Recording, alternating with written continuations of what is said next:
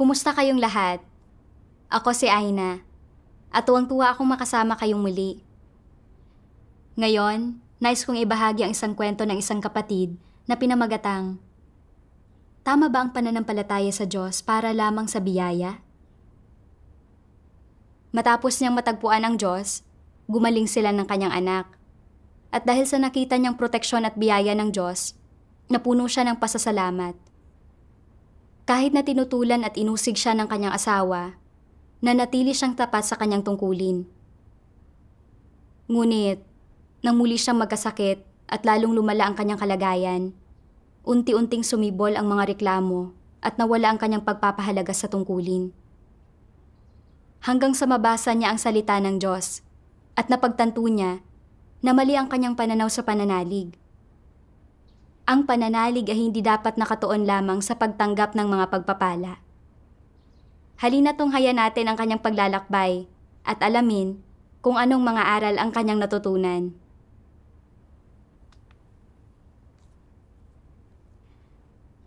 Sa pagtatapos ng 2016, patuloy ang paulit-ulit na pagdumi ng anak ko at walang kahit anong gamot ang nakatulong.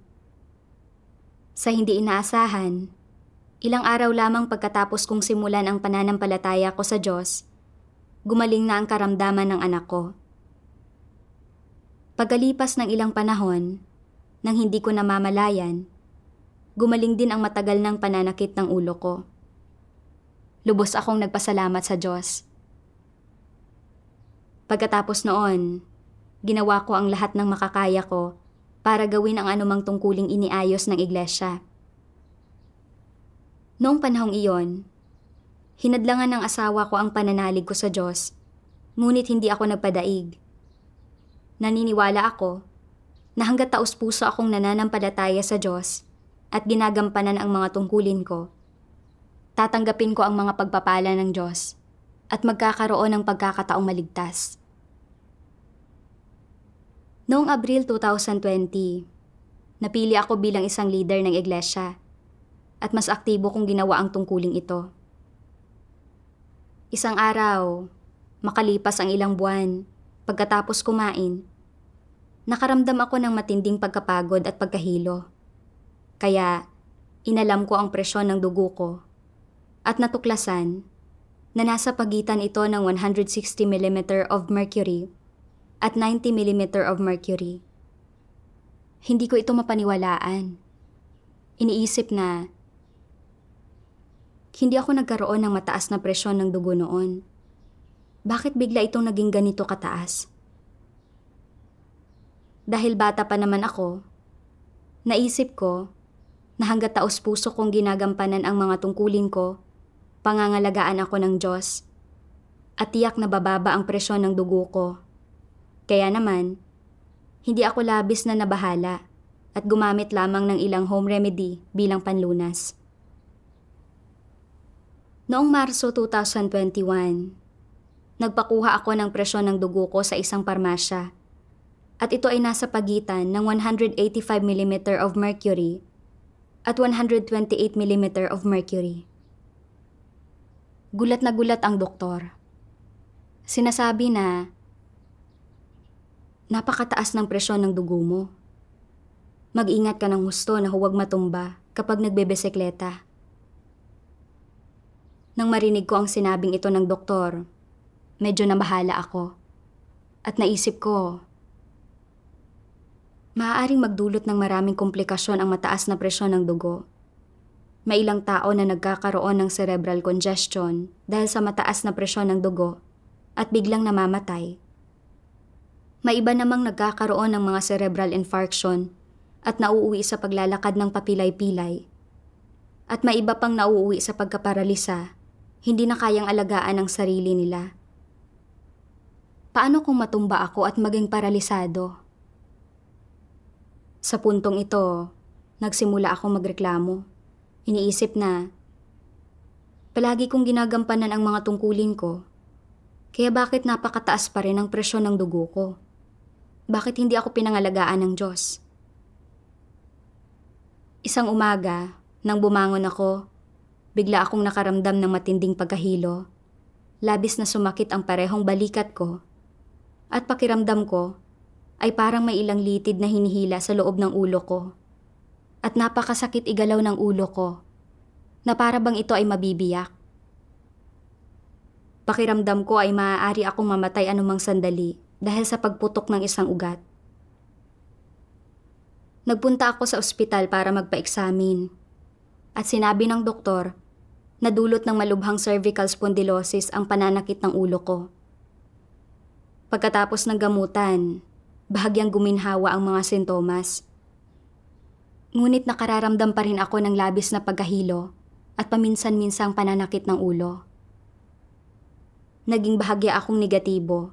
Iniisip na, sa kabila ng lahat ng pagsisikap at pagugol ko, bakit hindi man lamang bumubuti ang kalagayan ko? Sa halip ay lalo pa itong lumalala. Kung magpapatuloy itong ganito, maaari akong mamatay sa anumang sandali. Marahil mas mabuti kung isang uri na lamang ng gawain ang gagawin ko. Mas hindi ito nakapapagod kaysa sa pagiging isang leader at marahil ay bubuti ang kondisyon ko. Bagamat patuloy kong ginagawa ang mga tungkulin ko, nabubuhay ako sa kalagayan ng pagkabalisa at pagdurusa at wala akong nadaramang pananagutan para sa mga tungkulin ko. Noong nakita kong hindi naging mabisa ang gawaing ebanghelyo, wala akong pagnanais na suriin ang mga dahilan, ulutasin ang mga problema. Kalaunan, gumamit ako ng ilang home remedy at uminom ng gamot para sa pagpapababa ng presyon ng dugo at bahagyang bumaba ang presyon ng dugo ko. Gayunpaman, nag-alala pa rin ako na muling lumala ang kondisyon ko. Iniisip ko na sa kabila ng lahat ng pagsisikap at pagugol ko, hindi man lamang ako nakatanggap ng anumang pagpapala, kundi lalo pang lumalala ang kalusugan ko. Kaya nawalan na ako ng kagustuhang gawin ang tungkulin ko bilang isang leader. Iniisip ko na ang paggawa ng isang uri na lamang ng gawain ay mas magaan at magbibigay daan sa akin na mas maalagaan ang kalusugan ko. Sa panahong iyon, dahil sa hindi mabuting kalagayan ko, kadalasan ay negatibo at walang sigla ang pagbabahagi ko sa mga pagtitipon at hindi ako nakatuon sa mga tungkulin ko, na nagresulta sa patuloy na pagbaba ng bisa ng gawaing ebanghelyo. Kung hindi pa ako pinungusan ng mga nakatataas na lider dahil sa pagiging sobrang pabasta-basta sa mga tungkulin ko, at binalaan na kung hindi ako magsisisi, ako ay tatanggalin, hindi ko pa mapagtatanto na nagagambala at nagugulo ko ang gawain. Hindi pa ako makararamdam ng takot at sa wakas ay lalapit sa Diyos upang magdasal at pagnilayan ang sarili ko. Isang araw, nakarinig ako ng isang himno ng mga salita ng Diyos. Dapat mong hanapin ang kalooban ng Diyos kapag nagkakaroon ka ng karamdaman. Sinasabi nito na, paano mo dapat danasin ang karamdaman kapag dumarating ito? Dapat kang lumapit sa Diyos at manalangin, hanapin at arukin ang layunin ng Diyos. Dapat mong suriin ang iyong sarili para malaman kung ano ang nagawa mong salungat sa katotohanan at kung ano ang katiwaliang nasa iyo na hindi pa nalulutas. Hindi malulutas ang iyong tiwaling disposisyon nang hindi ka sumasailalim sa pagdurusa. Sa pamamagitan lamang ng pagdurusa nahuhubog ang tao na hindi maging immoral at makapamuhay sa harap ng Diyos sa lahat ng oras. Kapag nagdurusa ang isang tao, palagi siyang nagdarasal. Susuriin niya ang kanyang sarili para malaman kung may mali siyang nagawa o kung saan siya maaaring lumihis sa katotohanan. Pagkarinig ko sa mga salita ng Diyos, naunawaan ko na ginagamit ng Diyos ang karamdamang ito upang mapagnilayan ko ang sarili ko at makilala ang tiwali kong disposisyon na ito ay para sa layuning iligtas ako at na naglalaman ito ng taimtim na layunin ng Diyos. Ilang taon na akong nananampalataya sa Diyos Ngunit nang harapin ko ang karamdaman, hindi ko naisip na hanapin ang layunin ng Diyos sa panalangin, na hindi ko pinagnilayan kung aling aspekto ng tiwali kong disposisyon ang nais ng Diyos na dalisayin at baguhin, o kung anong karumihan ang nasa pananampalataya ko. Sa halip, nanatili ako sa kalagayan ng pagkanegatibo at paglaban dahil sa karamdaman. At nang magkaroon ng maraming problema sa gawaing ebanghelyo, hindi ko naisip ang tungkol sa paglutas sa mga ito. Sa halip, ay ninais ko pang takasan ang mga tungkulin ko. Naging mapagmatigas ang disposisyon ko, at naging tunay na wala akong konsensya at katwiran. Pagkatapos ay lumapit ako sa Diyos sa panalangin. Sinasabi ko, Diyos ko, ayaw ko nang magpatuloy sa pagiging sobrang mapagmatigas. Pakiusap, akayin mo ako upang matutunan ng aral mula sa karamdamang ito. Kalaunan, sinikap kong hanapin ang mga solusyon sa mga problema ko at nanood ako ng isang video ng patotoong batay sa karanasan, kung saan kasama ang isang sipi ng mga salita ng Diyos na lubos na nauugnay sa kalagayan ko. Sabi ng makapangyarihang Diyos, ang inaalala lamang ng marami sa sumusunod sa Diyos ay kung paano magtamo ng mga pagpapala o umiwas sa sakuna. Sa sandaling nabanggit ang gawain at pamamahala ng Diyos, tumatahimik sila at nawawalan ng lahat ng interes. Iniisip nila na ang pag-unawa sa gayong nakapapagod na issue ay hindi makakatulong sa paglago ng kanilang buhay o magbibigay ng anumang pakinabang. Dahil dito, bagaman narinig nila ang impormasyon tungkol sa pamamahala ng Diyos, hinaharap nila ito ng hindi seryoso. Hindi nila ito nakikita bilang isang mahalagang bagay na dapat tanggapin, lalo nang hindi nila ito nauunawaan sa pamamagitan ng pagturing dito bilang isang bahagi ng kanilang buhay. Iisa lamang ang simpleng pakay ng gayong mga tao sa pagsunod sa Diyos, at ang pakay na iyon ay ang magkamit ng mga pagpapala. Ang gayong mga tao ay ayaw magbigay pansin sa anumang ibang bagay na hindi direktang may kinalaman sa pakay na ito. Para sa kanila, walang layo na mas lehitimo kaysa maniwala sa Diyos upang makatanggap ng mga pagpapala. Ito ang mismong halaga ng kanilang pananalig. Kung may isang bagay na hindi nakakatulong sa pakay na ito, nananatili silang ganap na hindi naaantig nito. Ganyan ang karamihan sa mga taong naniniwala sa Diyos ngayon. Ang kanilang pakay at intensyon ay mukhang lehitimo dahil habang naniniwala sila sa Diyos, gumugugol din sila para sa Diyos.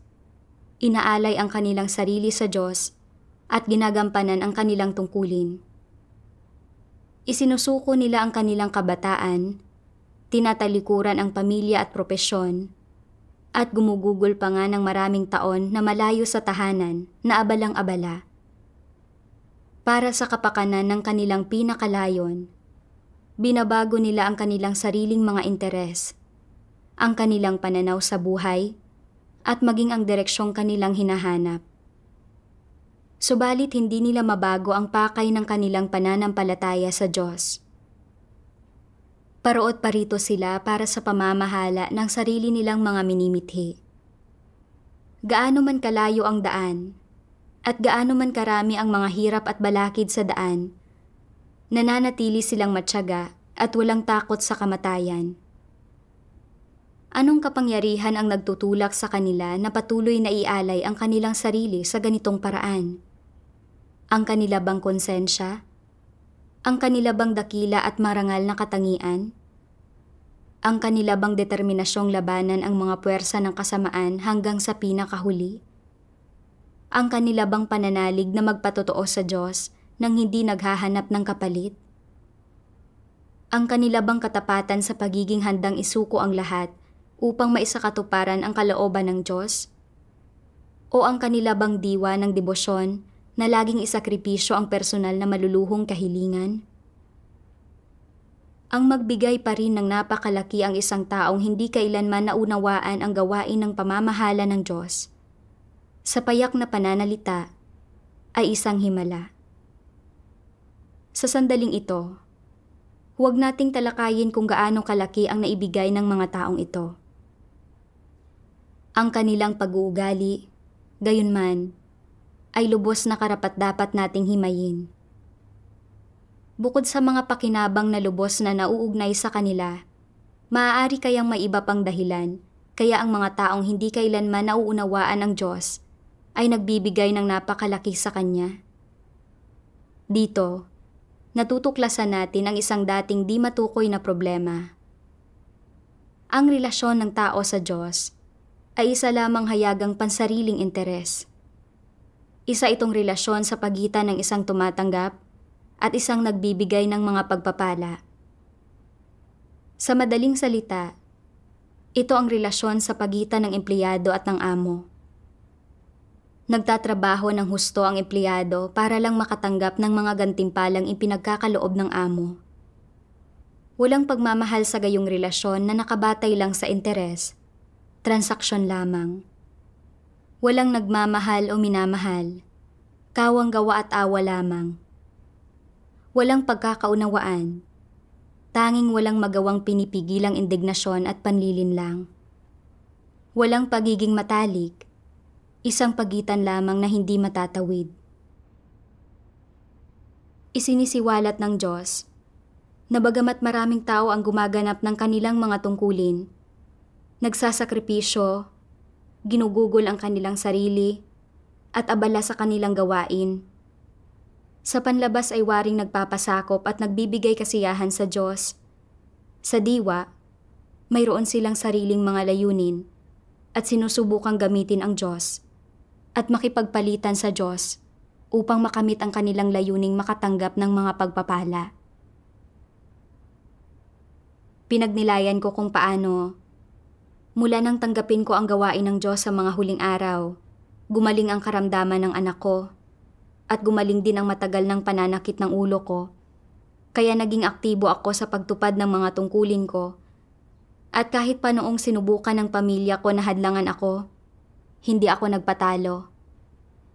Naniniwalang hanggat mahigpit kong pinagsisikapan ang mga tungkulin ko, tatanggap ako ng biyaya at pagpapala ng Diyos sa hinaharap at sa huli ay maililigtas. Kahit pagkatapos kong malaman na mayroon akong mataas na presyon ng dugo, hindi ko tinalikuran ang mga tungkulin ko at handa akong magpuyat, gaano man ito kahirap o nakapapagod.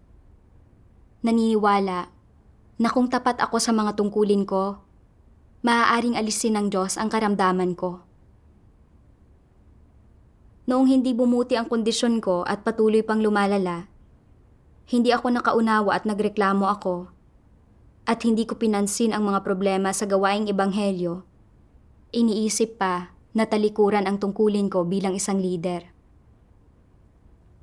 Nakita ko na ang mga taon ng sakripisyo at pagugol ko ay hindi upang tuparin ang tungkulin ng isang nilikha, kundi upang subukan at gamitin ang Diyos para makipagpalitan ng mga pagpapala sa hinaharap at isang mabuting destinasyon at kahihinatnan. Ang relasyon ko sa Diyos ay parang sa isang empleyado lamang sa kanilang amo, pawang transaksyonal. Kalaunan, nabasa ko ang isa pang sipi ng mga salita ng Diyos. Kahit paano man sila sinusubukan, ang katapatan ng mga taong nasa puso nila ang Diyos ay nananatiling hindi nagbabago. Ngunit para sa mga taong walang Diyos sa kanilang puso, sa sandaling ang gawain ng Diyos ay hindi kapakipakinabang sa kanilang laman, binabago nila ang kanilang pananaw tungkol sa Diyos at nililisan pa ang Diyos. Ganoon ang mga hindi maninindigan sa katapusan na naghahanap lamang ng mga pagpapala ng Diyos at walang pagnanais na gumugol ng kanilang mga sarili para sa Diyos at ialay ang kanilang mga sarili sa Kanya. Ang gayong mga mababang uri na tao ay patatalsikin lahat kapag natapos na ang gawain ng Diyos at hindi sila karapat-dapat sa kahit na anong awa. Yaong mga walang pagkatao ay walang kakayahang mahalin ang Diyos ng tunay. Kapag ang paligid ay tiwasay at ligtas o may pakinabang na matatamo, sila ay lubusang masunurin sa Diyos. Ngunit sa sandaling ang kanilang ninanais ay nalagay sa alanganin o hindi nila nakuha, agad silang naghihimagsik. Kahit na pagkatapos lamang ng isang gabi, maaari silang magbago mula sa isang nakangiti at mabait na tao tungo sa isang pangit tingnan at mabangis na mamamatay tao. Biglang itinuturing na mortal na kaaway ang kanilang tagapagbigay ng tulong kahapon nang walang katwiran o kadahilanan. Kung ang mga demonyong ito ay hindi napalayas, ang mga demonyong ito napapatay ng walang kurap, hindi ba sila magiging tagong panganib? Mula sa mga salita ng Diyos, nakita ko na ang isang taong may Diyos sa kanilang puso ay nababatid na ang lahat ng bagay ay nagmumula sa Diyos, at kung sila man ay makatanggap ng mga pagpapala o makaranas ng mga sakuna, sila ay handang magpasakop sa mga pamamatnugot at pagsasaayos ng Diyos. Katulad ni Job sa panahon ng kanyang mga pagsubok, nang nawala ang kanyang mga kawan at pinapastulan, namatay ang kanyang mga anak, at napuno siya ng mga sugat, hindi siya nagreklamo sa Diyos o tinalikuran siya, kundi sa halip ay pinuri pa niya ang Diyos. Si Jehovah ang nagbigay at si Jehovah ang nag-alis. Purihin ang pangalan ni Jehovah. Si Job ay may tunay na pananalig sa Diyos at may takot sa Diyos na puso. Inihambing ko ito sa sarili kong pag-uugali. Pagkatapos kong tanggapin ang gawain ng Diyos, gumaling ang karamdaman ng anak ko at nawala rin ang matagal ng pananakit ng ulo ko. Natanggap ko ang biyaya ng Diyos at naging masigasig sa pagugol ko. Ngunit nang lumala ang karamdaman ko at hindi ko natanggap ang mga pagpapalang inaasahan ko, agad akong tumalikod sa Diyos at nagsimulang magreklamo tungkol sa Kanya. Nawala ang nadarama kong pananagutan para sa mga tungkulin ko at hindi ko man lang pinanghawakan ang mga interes ng iglesia. Inisip ko lamang ang pansarili kong mga interes. Nais ko lamang makatanggap ng mga pagpapala at pakinabang mula sa Diyos, at nang hindi ko nakamit ang mga ito, naging negatibo at pabaya ako at kumontra sa Diyos.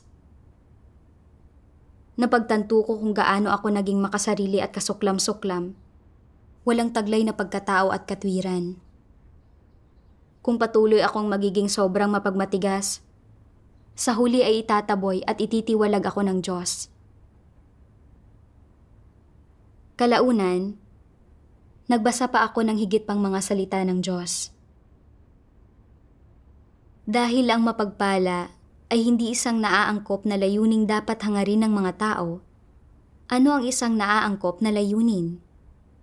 Ang paghahangad ng katotohanan, ang paghahangad ng mga pagbabago sa disposisyon, at ang magawang magpasakop sa lahat ng pamamatnugot at pagsasaayos ng Diyos. Ito ang mga layuning dapat hangarin ng mga tao.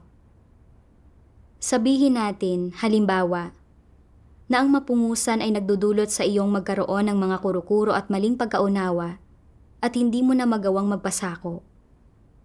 Bakit hindi mo magawang magpasakop?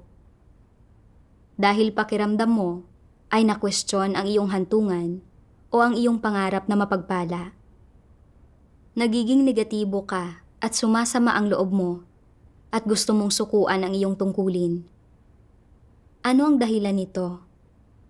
May problema sa iyong hangarin. Kaya, paano ito dapat lutasin? Kinakailangan na agad mong talikuran ang mga maling ideyang ito at na agad mong hanapin ang katotohanan para lutasin ang problema ng iyong tiwaling disposisyon. Dapat mong sabihin sa iyong sarili, hindi ako dapat sumuko. Dapat ko pa ring magawa ng mabuti ang tungkuling dapat gawin ng isang nilikha at isantabi ang aking pagnanais na mapagpala. Kapag binitiwan mo ang pagnanais na mapagpala at tinahak mo ang landas ng paghahangad sa katotohanan, mawawala ang bigat na pasan mo sa iyong mga balikat. At magagawa mo pa rin bang maging negatibo? Kahit na may mga pagkakataon pa rin na negatibo ka, hindi mo ito hinahayaang limitahan ka. At sa puso mo, patuloy kang nagdarasal at nakikibaka. Binabago ang layunin ng iyong paghahangad mula sa paghahangad na mapagpala at magkaroon ng hantungan ay nagiging paghahangad sa katotohanan. At iniisip mo, ang paghahangad sa katotohanan ay ang tungkulin ng isang nilikha. Para maunawaan ang ilang partikular na katotohanan ngayon, wala nang mas dakilang pag-aani. Ito ang pinakadakilang pagpapala sa lahat. Kahit na ayaw sa akin ng Diyos at wala akong magandang hantungan at gumuho ang aking mga pag-asa na mapagpala, gagawin ko pa rin ang aking tungkulin ng maayos. Obligado akong gawin iyon.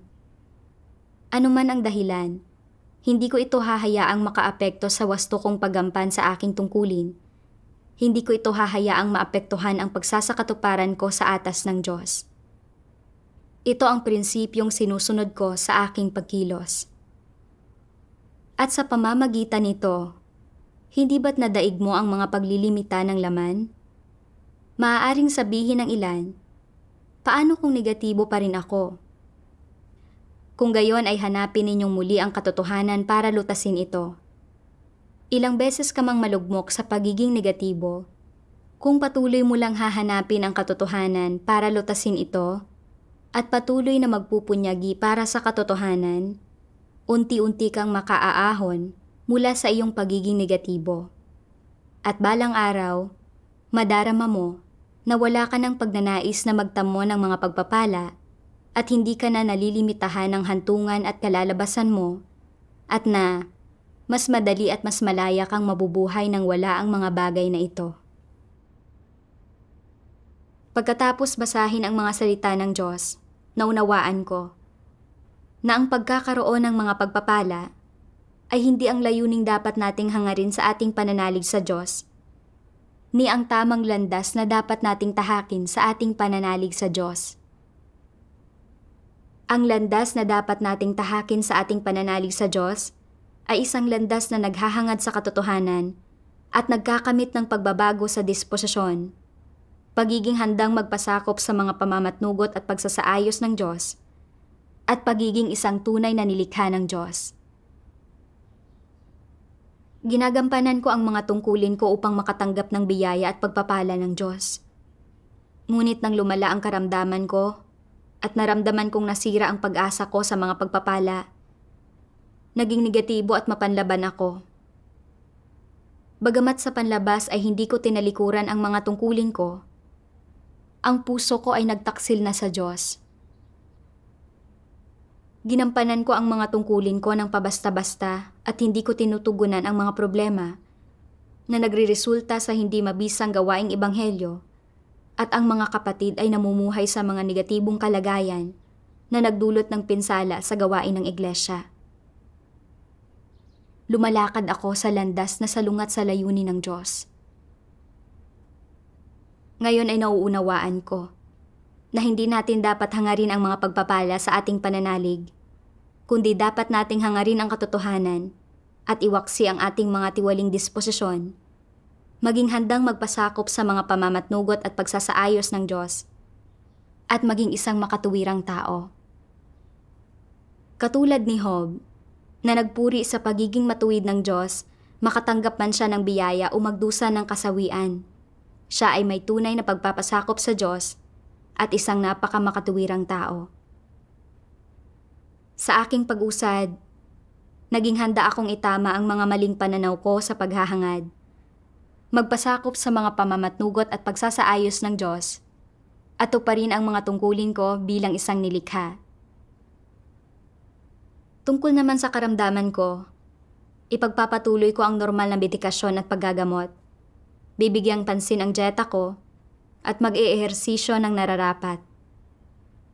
Nang bitawan ko ang paghahangad ko sa mga pagpapala, naramdaman kong mas gumaan ang kalooban ko, at mas naging masigasig ako sa mga tungkulin ko. Kalaunan, nakipagtulungan ako sa mga manggagawa sa Ebanghelyo upang suriin ang mga paglihis at problema. Sinubaybayan at pinangasiwaan ang kanilang mga gawain at gumawa ng mga pagsasaayos sa mga hindi angkop na tauhan. Pagkaraan ng ilang panahon, ang bisa ng gawain ng Ebanghelyo ay bumuti kumpara sa dati. Kalaunan, inalam ko ang presyon ng dugo ko ng ilang beses at laking gulat ko, normal ang presyon ng dugo ko. Labis akong natuwa, ngunit nakaramdam din ako ng matinding pagkakasala. Pinagnilayan ko kung paano, noong namuhay ako sa karamdaman, wala akong nadaramang pananagutan para sa mga tungkulin ko na naging sanhi ng mga kawalan sa gawain. Ngunit hindi pinansin ng Diyos ang mga pagsalangsang ko. At binigyan niya ako ng pagkakataong magsisi. At damang-dama ko ang pagkakautang ko sa Diyos. Kalaunan, nagbasa ako ng isa pang sipi ng mga salita ng Diyos. Sa kanilang pananampalataya sa Diyos, ang hinahanap ng mga tao ay makakuha ng mga pagpapala para sa hinaharap. Ito ang kanilang layon sa kanilang pananalig.